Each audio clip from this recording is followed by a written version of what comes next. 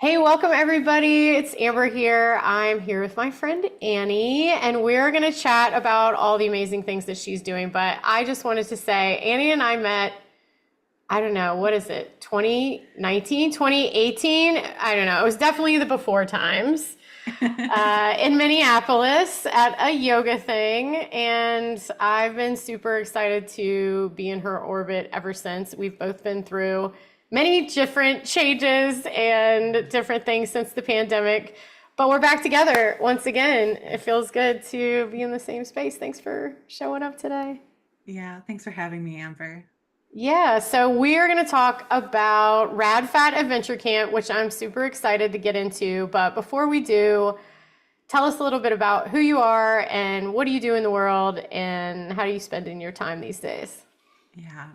Well, I'm Annie, as you said. I've grown up in Minnesota pretty much my whole life, and I really love it here. I have like a lot of fondness for the Midwest, and for Minnesota in particular. I think that we have just like really good people and really good spaces, and we're definitely like very undercounted in the world of like where to Underrated. go. Yes, underrated. We have great green spaces, even in the cities. I'm in Minneapolis proper, and we have the most green spaces in our city than I think almost any other city in the US. That probably changes a little bit year to year, but and then in our Minnesota State Park system, we just have like really wonderful things to see and just really wonderful green spaces and nature to get into. So I'm like a huge fan of Minnesota. And I mean, I guess it's been like 10 plus years now, but as I was getting into the fat liberation sphere and body positivity and weight inclusive healthcare, I really wanted to focus my time and energy more specifically on Minnesota. There were so many folks doing so many things like globally, nationally, on the internet. I just really wanted to see fat Minnesotans come together. And part of my big love for Minnesota and the Midwest and doing fat activism has really come out in the organization that I started here locally, which is Radical Health Alliance. We have really been around since about 2018, around when we met, because the first thing we did was Rad Fat Yoga, which still exists. And we have like a new class starting very soon. That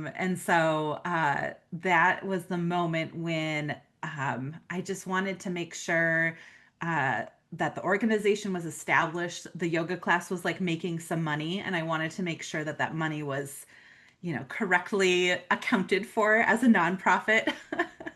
And so I started Radical Health Alliance then, and have been through, a series of developments and changes and iterations over the years.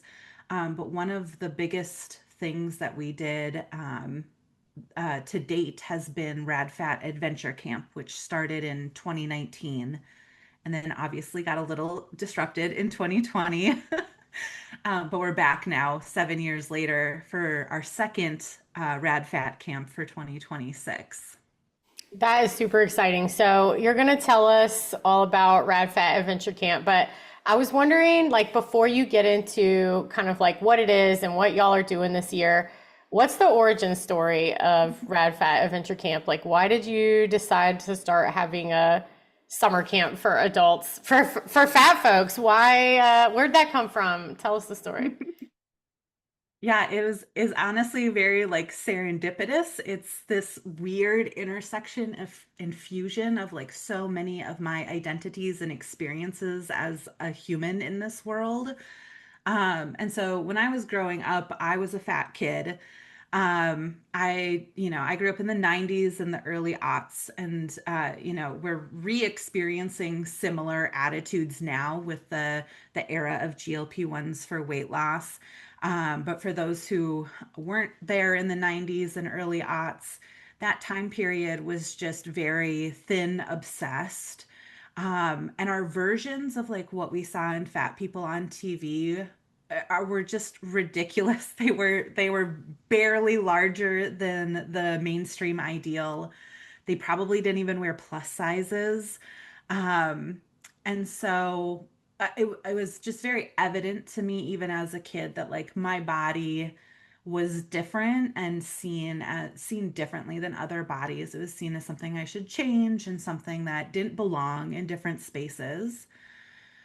And yet, even as like I was very aware of those things, but I just didn't let it stop me. I just did everything that I wanted to do. I did things that most fat kids would be pretty mortified to get into. I was on a couple varsity sports teams, for example, to the point where like we would order every club would order their gear. They would like get special sweatpants made and t-shirts made, and they didn't have sizes that fit me. And I just like, I mean, I cried, but I also just Of like kept course. Yeah. going. Yeah. Yeah.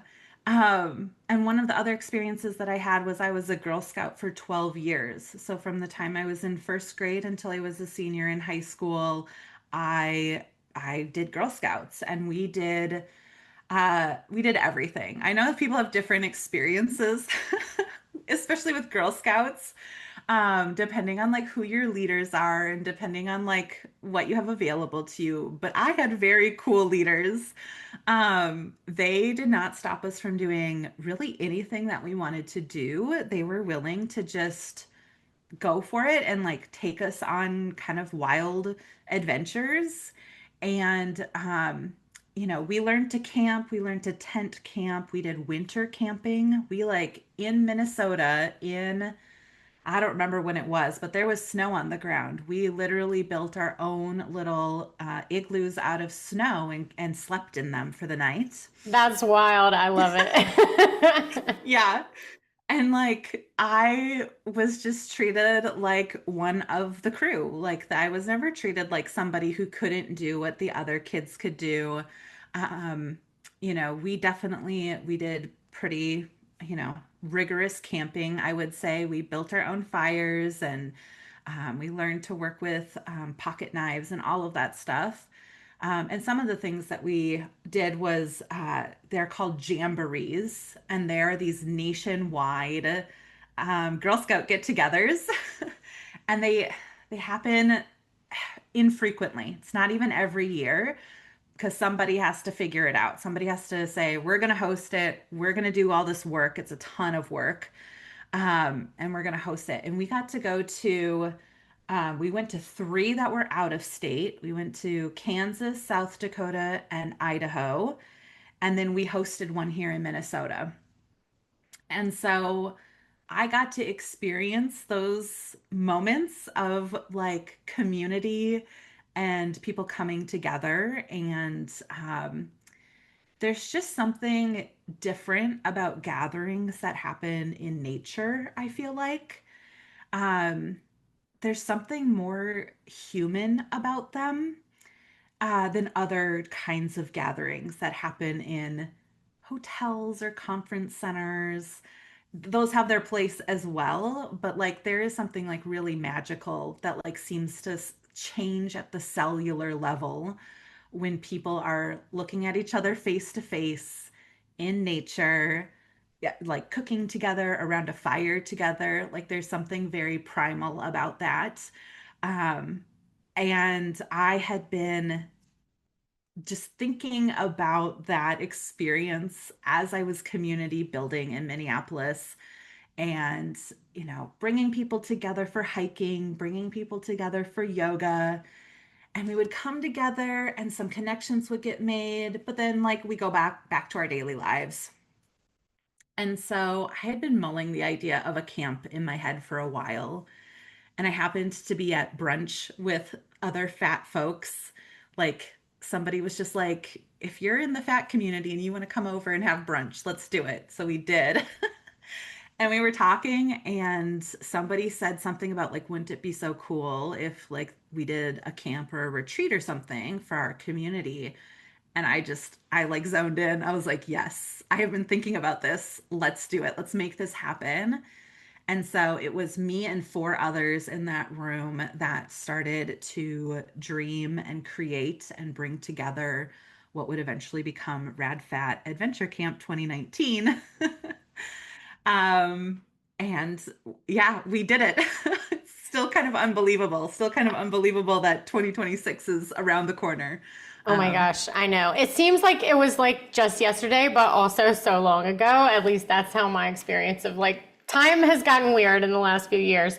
But I totally resonate with what you're saying about like at gatherings in nature, like doing something for us on the cellular level. I was thinking about this the other day. I was like, even though we're in our, world of cars and iPhones and automated everything, it's like we're still at the core an organism that is like part of a larger system. And I feel like sometimes I don't even feel that until I'm out in nature and there's a yes. gigantic mountain next to me. I'm like, it's hard to feel fat when you're next to a mountain. You know what I mean? And like properly put in the scale of your place like in the world or whatever. And doing that in community with other people, especially folks that like share a lived experience and like experiencing my body next to your body and like seeing yourself reflected in those other people, like, you and I both like doing these types of events. And I think it's for like those similar reasons. Like it changes the experience we have of ourselves and our bodies when we're taken out of the context of like beauty standards and clothes that don't fit and seating that wasn't made for us and airplane seatbelts and all of the bullshit. You know what I mean? Like we can finally kind of like come back to the core of who we are. So I love that and totally agree. There's some magic there. So tell us about Rad Fat Adventure Camp. Like first I want to hear like what is the event like? What type of stuff do you do? And then I want to hear about the first one that you had and some favorite memories or moments that you want to share from that one. Yeah. So what I always tell people is that our camp is really like a typical summer camp. We do all the typical summer camp things. We kayak, we hike. Obviously, as a yoga teacher, I do a little yoga while we're there. We do lots of arts and crafts. And then we have some like more unique sessions depending on the people who come. Like this year, we have a somatic therapist who's going to put on a session about somatic movement and getting in touch with your body that way. But largely, like it's hanging out by the campfire and having s'mores and being by the lake, and just like, yeah, being at camp with a bunch of cool people. And then the main difference is that it's for adults. So we are an 18 plus camp. It's not a kids camp, and we're all fat. So we ask that folks that come to the camp are in larger bodies. And so it creates this atmosphere of, it's just a very unique experience to be walking around a camp and just surrounded by people in larger bodies. Yeah, it's a really cool experience. There is this magic that happens that, and I say this to like folks that attend my events. I'm just like, yeah, like I made the invitation, but we are all co-creating this experience, like you just as much as me. And every participant is important because we all bring like different experiences and skills and humor and Yes. stories and whatever else. So, yeah, tell me some of those stories. Yeah. It's funny because like so many people get really nervous about like even coming to a camp like this where we're so explicit about how much we care about inclusivity and accessibility. Um, Everybody still has those internal fears. Like, what if I still can't do the thing? What if this is still not for me? What if this is a camp for fat people and I am the one fat person who can't do XYZ? And I think that's kind of where some of our coolest things happen for people. I personally, kayaking is like it's like my top tier activity. If I could be anywhere in the world at any given point in time, it is in a kayak on a lake. And I kind of like take for granted how easy a lot of this stuff was for me as a fat kid and now as a fat adult. I didn't, no one ever told me like you can't get in that kayak. And I was a pretty fat kid. I was not, I definitely had a weight limit, or had a weight that was like above a lot of the weight limits. Um, and I kind of just ignored a lot of it. And I was like, well, we'll try. Like, I'm just gonna get in and I try. can swim. If it doesn't work out, worst case scenario, I'm in the water, Right, right? I exactly. love it. And so, like, I just got in my uncle's kayak and tried it and found a true love for me.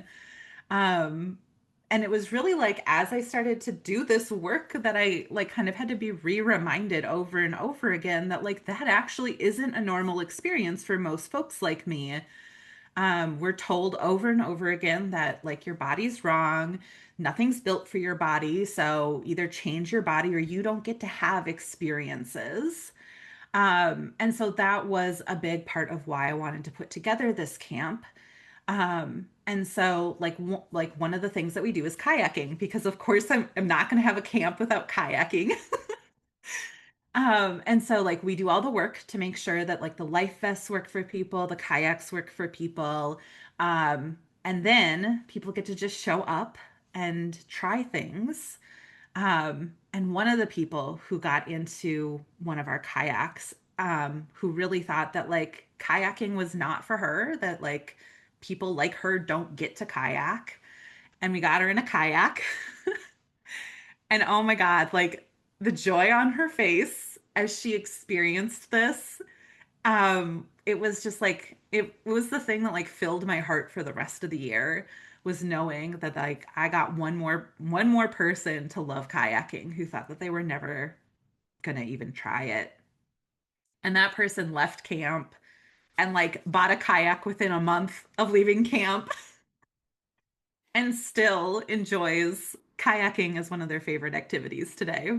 Totally. I think like what you're saying reminds me how of other experiences like that I've had at my events, like I have a surfing camp. Like surfing is another one of those things. It's like fat people don't go surfing, whatever. We've never seen people like us in the water or whatever. And the joy that happens. And not just that, like not just we got to try this thing and we had fun on the water, but like whether it's the kayaking or, surfing or hiking or like whatever it is, it's like now this changes something in your brain where it's like, I was told that this wasn't for me, and now I did it, so obviously it is. And everybody that told me that was wrong. And what else are they wrong about? Like I think Exactly. that's the part that's like, like your mind is just blown because you're like, oh, maybe it wasn't my body all along. Like maybe it was just, I mean, we can go on and on. It's like this fat phobic world, like, people with bias, like whatever, all the things that went into that narrative that was fed to you that like your body is a problem, you need to change it before you're allowed to access any of this other joy in the world, access sport or adventure or the outdoors or whatever, when actually all you needed was somebody with a body like yours with a little bit of imagination, a little bit of like due diligence. Like we're going to talk about, accessibility and scouting and all that stuff. But now now you're a kayaker, now you're a surfer, now you're a hiker. Like it changes that way that your brain even thinks about the possibilities that are open for you in the world. I love that so much. You know, I think one of the most unexpected, like I had definitely hoped that somebody would get in a kayak and learn that they loved kayaking.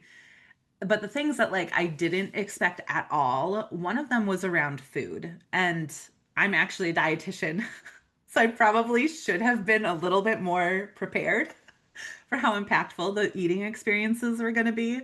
But it totally caught me off guard when I read through our like feedback after the event and the comments of what people most remembered and most appreciated about camp.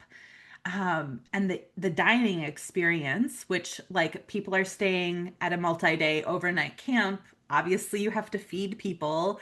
Um, it just felt like a very logistical task.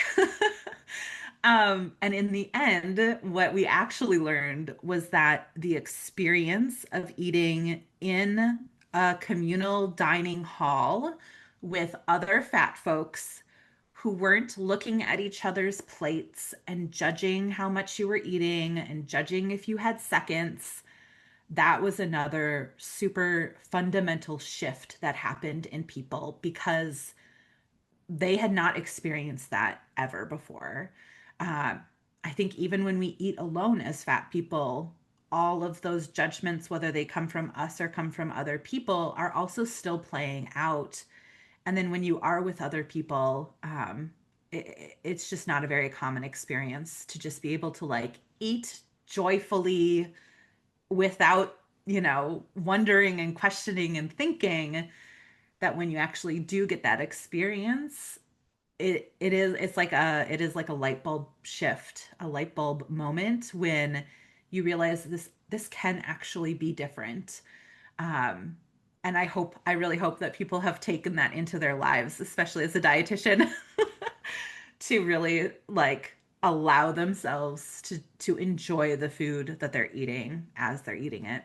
You've never been in a all fat space, it's like the first time that happens, I don't know, there's just this like shimmering recognition in the nervous system that's just like, whoa, it is something that I hope everybody gets to experience at some point in their lives. Hmm.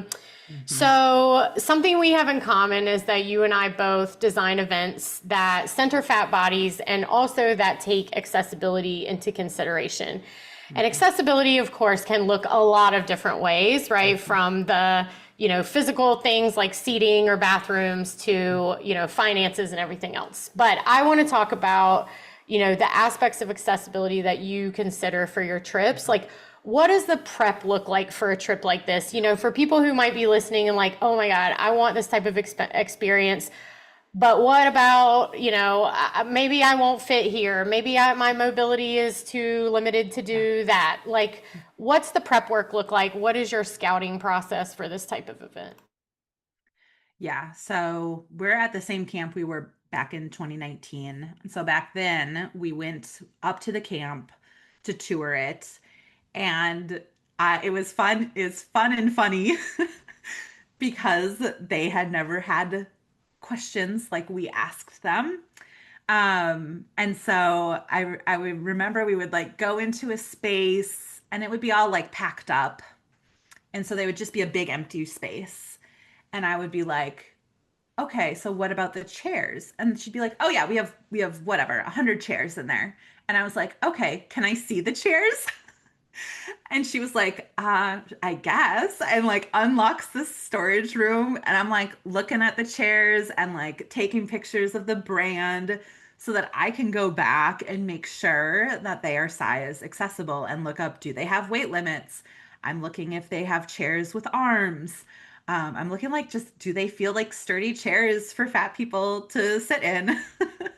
I'm doing that with the beds, the mattresses, um, and then the kayaks. They have just dozens of kayaks at camp, and I'm looking at all the different brands and researching what are their weight limits, what's the size like, what's the width like, so that we can prepare people and that we can be ready with answers.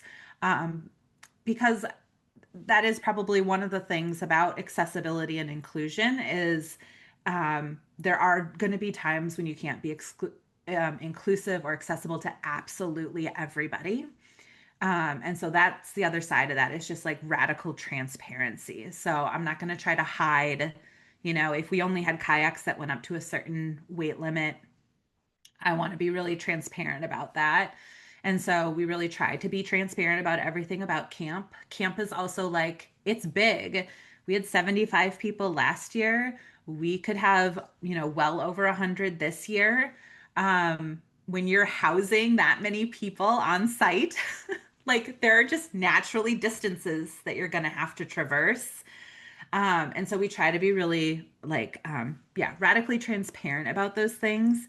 And then like it's also a cool place for people to learn to self advocate and do self like real self care, like not a bubble bath self care, but like, do I need a mobility aid to make this experience better for me and doable for me? And maybe you don't use a mobility aid anywhere else in your life. Um, but maybe camp is going to be a lot of movement and you want one and you could use one. And so we really try to encourage people to do that kind of self advocacy and to take care of themselves. But then we do also like we really do try to think of as many things as we possibly can. We think about the genders of the restrooms. We think about neurodiversity, and we have a quiet room. And then we also just try to be incredibly open, and because we can't know every single individual human that comes into this space. And so we ask people to tell us what they need. We have, like the first camp, we had somebody who was chest feeding or breastfeeding, and they asked for a lactation room. That wasn't something that was immediately on my radar, but of course, if we can make it happen and make it more accessible for someone who wants to come, we're going to do it. But there's going to be unique circumstances that we have to adapt and be flexible, as we lead up to camp. And sometimes we might have to learn it while we're at camp and do what we can in the moment. Yeah, I love that.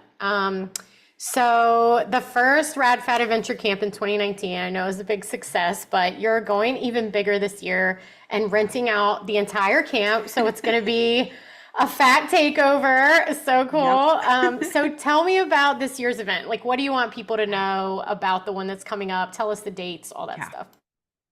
Yeah, so the one that's coming up is going to be September 18th through the 20th is our main weekend.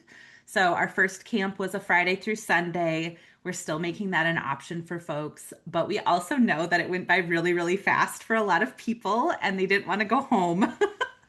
So we are offering extended days this year. And so for a smaller group of people who want to stay for a couple more days and make it more of a four-day experience, 4 days and 4 nights, we will be doing extended days this year. Um, what else? Camp, I mean, it's going to be all, the typical camp stuff. We for sure have kayaking, hiking, yoga. We have campfires. Um, yeah, the extended days are going to have a variety show. So just like very campy camp. Um, and then I know some of the really cool sessions that I'm really excited about is because we're going to be bigger this year, we're going to have multiple campfires, and then we'll have like different vibes at each of the campfires. So there's going to be a storytelling campfire. There's going to be like a music songs campfire. We'll have s'mores, obviously. Um, we also have somebody that's going to do fat sauna at camp. And so, like, we're getting into September in Minnesota, which could be warm, but could also be starting to cool down a little bit. And we have someone who does fat sauna events, and they have like a mobile sauna tent, and they're going to bring that to camp for folks to try that out. And then we'll have the lake to go dip into and cool off in. Um, yeah, it's going to be a really good time.